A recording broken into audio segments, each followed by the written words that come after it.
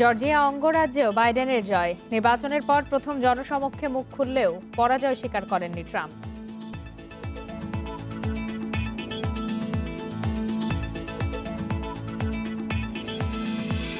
করোনায় একদিনে বিশ্বে প্রায় 10,000 মৃত্যু। ইতালিতে দৈনিক শনাক্তের রেকর্ড, বাড়ছে রেড জোনের সংখ্যা।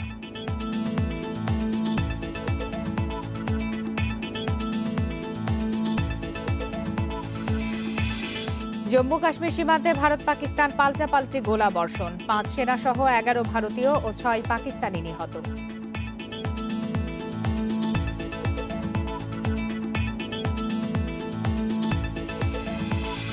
ইথিওপিয়ায় যুদ্ধাপরাধের শঙ্কা, জাতিসংঘের সমালোচনার মুখে শান্তিতে নোবেলজয়ী প্রধানমন্ত্রী আবিই আহমেদ।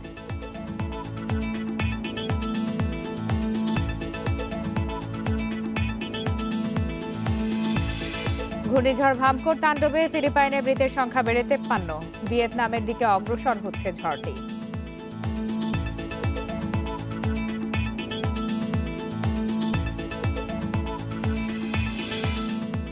আমন্ত্রণ আন্তর্জাতিক খবর নিয়ে আমাদের প্রতিদিনের আয়োজন পূর্ব পশ্চিমে। সাথে আছি ফারহানা লোপা। শিরোনাম জানাচ্ছিলাম, এবারে জানাবো বিস্তারিত। মার্কিন প্রেসিডেন্ট নির্বাচনের শেষ দুটি রাজ্য জর্জিয়া ও নর্থ ক্যারোলাইনায় পুনরায় ভোট গণনা শেষে রিপাবলিকান ঘাঁটি জর্জিয়াতেও জয় পেয়েছেন নবনির্বাচিত প্রেসিডেন্ট জো বাইডেন। এই রাজ্যে 28 বছর পর প্রথম কোনো ডেমোক্র্যাট প্রার্থীর জয় হলো। অন্যদিকে নর্থ ক্যারোলাইনায় জয়লাভ করেছেন বর্তমান প্রেসিডেন্ট ডোনাল্ড ট্রাম্প। রেকর্ড সংখ্যক আগাম ভোট ফল প্রকাশে বিলম্ব থেকে শুরু করে এবারে মার্কিন প্রেসিডেন্ট নির্বাচনে একের পর এক ঘটনার জন্ম দিয়েছে। তারই ধারাবাহিকতায় 28 বছর পর রিপাবলিকান ঘাঁটি হিসেবে পরিচিত জর্জিয়ায় জয় নিশ্চিত করেছেন কোনো ডেমোক্র্যাট প্রার্থী। ভোট পুনর্গণনার পর জর্জিয়ার 16 ইলেকট্রাল ভোট নিয়ে বাইডেনের সংগ্রহ 306 ভোট। জয় আগেই নিশ্চিত ছিল, কিন্তু জর্জিয়ার ফল বাইডেনের হোয়াইট হাউস দখলের পথকে করেছে আরও সমৃদ্ধ। এদিকে নর্থ ক্যারোলাইনায় জয়লাভ করেছেন বর্তমান প্রেসিডেন্ট ডোনাল্ড ট্রাম্প। এর ফলে আরও 15 ভোটের সাথে ট্রাম্পের মোট ইলেকট্রাল ভোট হল 232টি। তবে এই ভোট নির্বাচনের চূড়ান্ত ফলাফলে কোনো প্রভাব ফেলবে না। এই দুই রাজ্যের ফলাফল দিয়ে শেষ হলো মার্কিন প্রেসিডেন্ট নির্বাচনের সব রাজ্যের ভোট গণনা।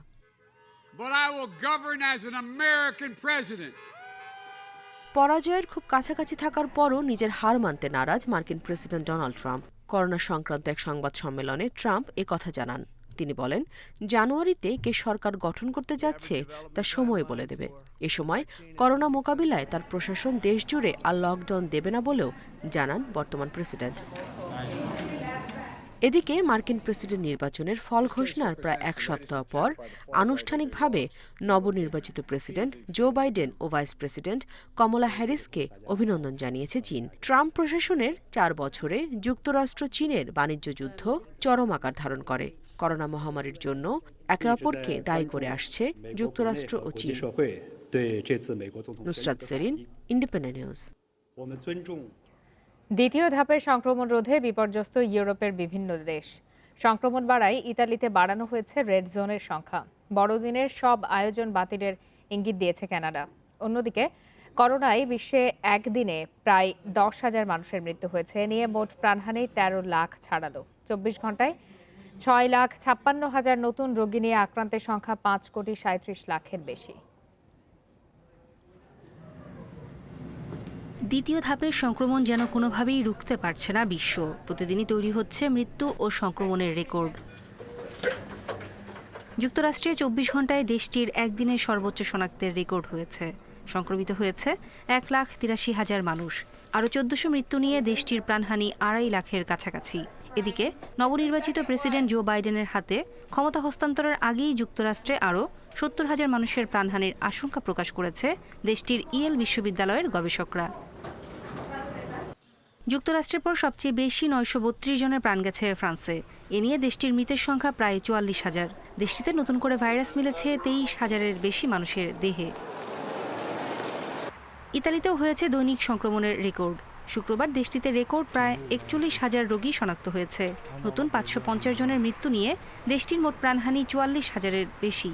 পরিস্থিতির অবনতি হওয়ায় দেশটির আরও কিছু অঞ্চলকে সংক্রমণের উচ্চ ঝুঁকিতে থাকা রেড জোনের অন্তর্ভুক্ত করেছে সরকার। ইউরোপের অন্যান্য দেশেও বেড়েছে সংক্রমণ ও প্রাণহানি। 24 ঘন্টায় রাশিয়ায় প্রাণ গেছে 411 জনের। দ্বিতীয় ধাপের সংক্রমণ রুখতে আগামী 2 মাসের জন্য নতুন কড়াকড়ি আরোপ করেছে রাজধানী মস্কোর মেয়র, যেখানে শিক্ষার্থীদের স্কুলে না গিয়ে অনলাইনে ক্লাস করার নির্দেশ দেওয়া হয়েছে। পোল্যান্ডে 419 জনের প্রাণহানি হয়েছে, নতুন রোগী শনাক্ত 24,000। এছাড়াও যুক্তরাজ্যে 376 ও 308 জনের মৃত্যু দেখেছে স্পেন। ব্রাজিলে গতদিনের তুলনায় কমেছে মৃত্যু। দেশটিতে একদিনে মৃত্যু হয়েছে 614 জনের, নতুন আক্রান্ত প্রায় 35,000-এর বেশি। অন্যদিকে লকডাউন জারির 10ম মাসে পা রাখল উত্তর কোরিয়া। গত 10 মাস ধরে সব ধরনের ভ্রমণ ও সীমানা বন্ধ রেখেছে দেশটি, যদিও দেশটিতে সংক্রমণের কোনো তথ্য মেলেনি। ভ্যাকসিন আবিষ্কার হলে সব নাগরিকদের তা বিনামূল্যে সরবরাহের ঘোষণা দিয়েছে গ্রিস সরকার। এদিকে করোনার কারণে এবছর বড়দিনের সব আয়োজন বাতিলের ইঙ্গিত দিয়েছেন কানাডার প্রধানমন্ত্রী জাস্টিন ট্রুডো। ভারতে 24 ঘন্টায় প্রাণ গেছে 539 জনের, নতুন আরও 45,000 রোগী নিয়ে ভারতে সংক্রমিতের সংখ্যা 87 লাখের বেশি। নুরে জান্নাত, ইন্ডিপেন্ডেন্ট নিউজ ডেস্ক। স্পেনের করোনা পরিস্থিতি নিয়ে আরও জানাতে মাদ্রিদ থেকে আমাদের সাথে যোগ দিয়েছেন প্রবাসী সাংবাদিক মনিরুজ্জামান টিটো। মনিরুজ্জামান, স্পেনে কড়াকড়ি আরোপ করা হচ্ছে, তারপরেও নিয়ন্ত্রণে আসছে না, সংক্রমণ বেড়েই চলেছে, রেড জোনের সংখ্যাও বাড়ছে। এর কারণ কি বলে মনে করা হচ্ছে? স্পেনে যে দ্বিতীয় পর্যায়ের যে সংক্রমণ এখানে শুরু হয়েছে সেটার পরপরই কিন্তু কিছুদিন পরে এখানে শীত শুরু হয়ে গেছে এবং এখানে কিন্তু কন্টিনিউয়াসলি বিগত প্রায় 15 দিন থেকে গুড়ি গুড়ি বৃষ্টি এখানে হয়ে চলেছে। তো এই বৃষ্টি এবং প্রচন্ড ঠান্ডার কারণেই এই করোনা পরিস্থিতি কিন্তু আরো মহামারী আকারে বিভিন্ন অঞ্চলে ছড়িয়ে পড়ছে বলে এখানকার বিশেষজ্ঞরা ধারণা করছে। এখানকার যে পুলিশ বিভাগ আছে বা স্বাস্থ্য বিভাগ আছে বা প্রশাসনের অন্যান্য বিভিন্ন টিম কিন্তু এখানে রাস্তায় রাস্তায় ব্যারিকেড দিয়ে মানুষের অযথা বাইরে বেরোনোর উপরে ব্যাপক কড়াকড়ি আরোপ করেছে। তারপরেও কিন্তু ঠান্ডা এবং এই বৃষ্টির কারণে কিন্তু সংক্রমণ কোনোভাবেই রোধ করা যাচ্ছে না বলে বিশেষজ্ঞরা মনে করছে এই মুহূর্তে। মনিরুজ্জামান, এর আগে তো প্রথম দফায় বেশ সফলভাবেই তারা সামলাতে পেরেছিল বলাই যায়। এখন একটি অভিজ্ঞতা হয়ে গেছে, তারপরেও কেন এই সংক্রমণ রোধ করা যাচ্ছে না? সরকারের পক্ষ থেকে নতুন কোনো ধরনের পদক্ষেপ নেওয়া হচ্ছে কিনা এই বিষয়ে, বা তারা কি বলছে আসলে?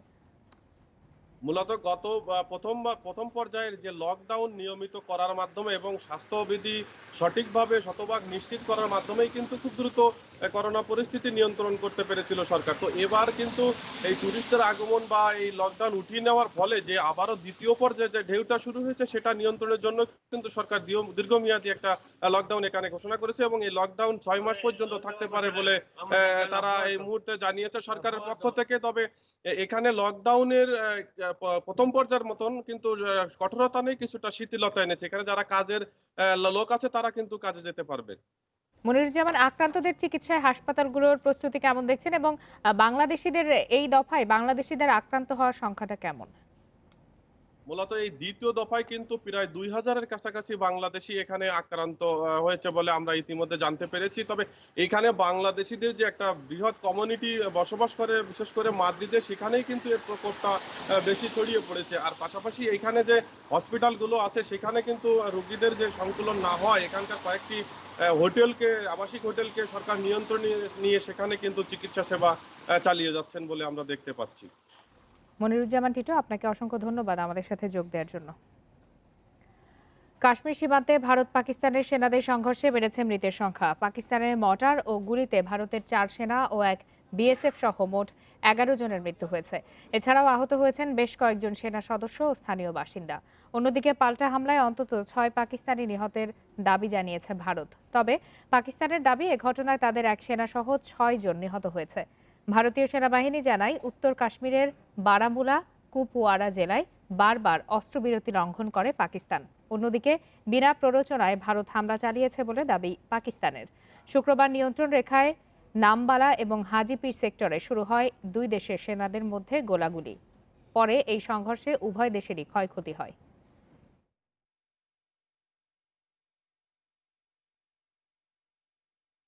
ইথিওপিয়ায় যুদ্ধাপরাধের আশঙ্কা করছে জাতিসংঘ। সেনাবাহিনী ও স্থানীয় নৃগোষ্ঠী সমর্থিত বাহিনীর সংঘর্ষের মধ্যে টাইগ্রে অঞ্চলে গণহত্যার যে অভিযোগ উঠেছে তাতে উদ্বেগ জানিয়েছে সংস্থাটি। চলমান পরিস্থিতিতে প্রশ্নের মুখে পড়েছে 2019 সালের শান্তিতে নোবেলজয়ী ইথিওপিয়ার প্রধানমন্ত্রী আবিই আহমেদ। ইরিত্রিয়ার সঙ্গে ২০ বছরের অচল অবস্থার অবসান করলেও নিজ দেশের বিশৃঙ্খলা ঠেকাতে হিমশিম খাচ্ছেন তিনি। টাইগ্রে, ইরব এবং কুনামা নৃতাত্ত্বিক গোষ্ঠীগুলোর সংখ্যাগরিষ্ঠ অঞ্চল ইরিত্রিয়া ও সুদান সীমান্তবর্তী টাইগ্রে। ২০১৮ সালে ইথিওপিয়ার প্রধানমন্ত্রী আবিই আহমেদ ক্ষমতা গ্রহণের পরই অশান্ত হয়ে ওঠে টিপিএলএফ অঞ্চলটি। দীর্ঘদিন ধরে ইথিওপিয়ার ক্ষমতাসীনদের শক্তিশালী মিত্র ছিল টাইগ্রে নেতারা। তবে আবিই আহমেদের প্রতি সমর্থন দিতে অস্বীকৃতি জানান তারা। গত সপ্তাহে টাইগ্রে নেতাদের প্রতি অনুগত বাহিনীগুলোর বিরুদ্ধে অভিযান শুরু করে সেনাবাহিনী। সামরিক ঘাঁটিতে হামলার জেরে এই অভিযান শুরু হয়েছে বলে দাবি করে দেশটির সরকার। টাইগ্রের কর্মকর্তারা হুঁশিয়ারি দিয়ে জানিয়েছে, ফেডারেল সরকারের এই হস্তক্ষেপ যুদ্ধ ঘোষণার শামিল। এমন পরিস্থিতিতে ওই অঞ্চলে সংঘাত আরও তীব্র রূপ ধারণ করে, যার জেরে হাজার হাজার বেসামরিক নাগরিক এরই মধ্যে সীমান্ত পাড়ি দিয়ে পার্শ্ববর্তী সুদানে আশ্রয় নিয়েছে। টাইগ্রে এলাকায় মানবিক সংকটের সৃষ্টি হয়েছে বলে উদ্বেগ জানিয়েছে জাতিসংঘ। উত্তর টাইগ্রের এই সংঘাত আফ্রিকান ইউনিয়নে ইথিওপিয়ার অবস্থানকে ঝুঁকি এবং হুমকির মুখে ফেলতে পারে বলে সতর্ক করেছেন রাজনৈতিক বিশ্লেষকেরা। সেনাবাহিনী ও স্থানীয় নৃগোষ্ঠীর এই সংঘাত ইথিওপিয়ার জন্য কোনো সুখবর বয়ে আনবে না। বিশেষ করে আন্তর্জাতিক বিনিয়োগ বাড়াতে ইথিওপিয়া যখন জোর চেষ্টা চালাচ্ছে, তখন এই ধরনের সংঘাত সব ভেস্তে দিতে পারে। আফ্রিকান ইউনিয়নেও ইথিওপিয়ার অবস্থান নড়বড়ে করে দিচ্ছে এই সংঘাত। এরই মধ্যে আফ্রিকান ইউনিয়নের মধ্যস্থতার প্রস্তাব ফিরিয়ে দিয়েছেন প্রধানমন্ত্রী আবিই।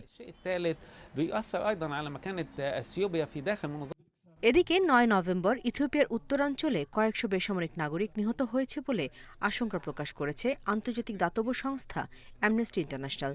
প্রত্যক্ষদর্শীদের বরাত দিয়ে সংস্থাটি বলছে, টাইগ্রে পিপলস লিবারেশন ফ্রন্ট সমর্থিত সশস্ত্র বাহিনীর হামলায় প্রাণ গেছে এসব বেসামরিক নাগরিকের।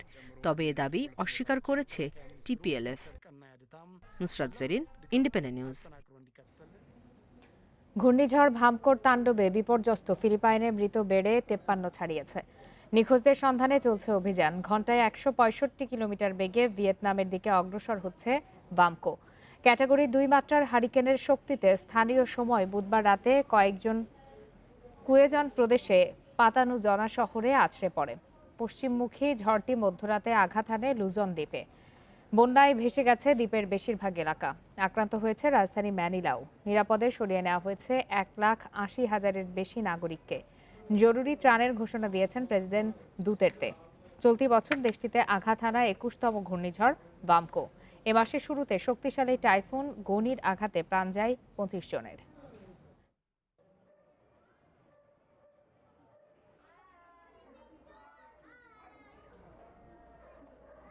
শিশুদের নোবেল খ্যাত আন্তর্জাতিক শিশু শান্তি পুরস্কার পেলেন বাংলাদেশের কিশোর সাদাত রহমান।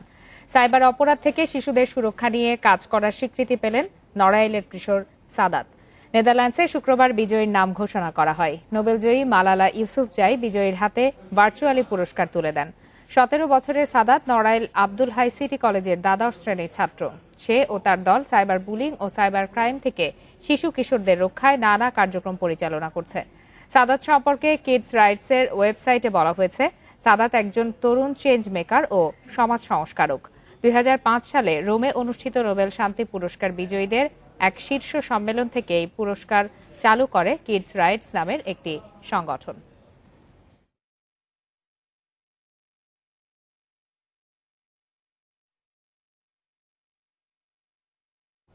আর এই ছিল আজকের পূর্ব পশ্চিমে। ইন্ডিপেন্ডেন্ট টেলিভিশনের সব খবরের আরো বিস্তারিত জানতে চোখ রাখুন ফেসবুক, ইউটিউব আর টুইটারে। এতক্ষণ সাথে থাকার জন্য ধন্যবাদ সবাই।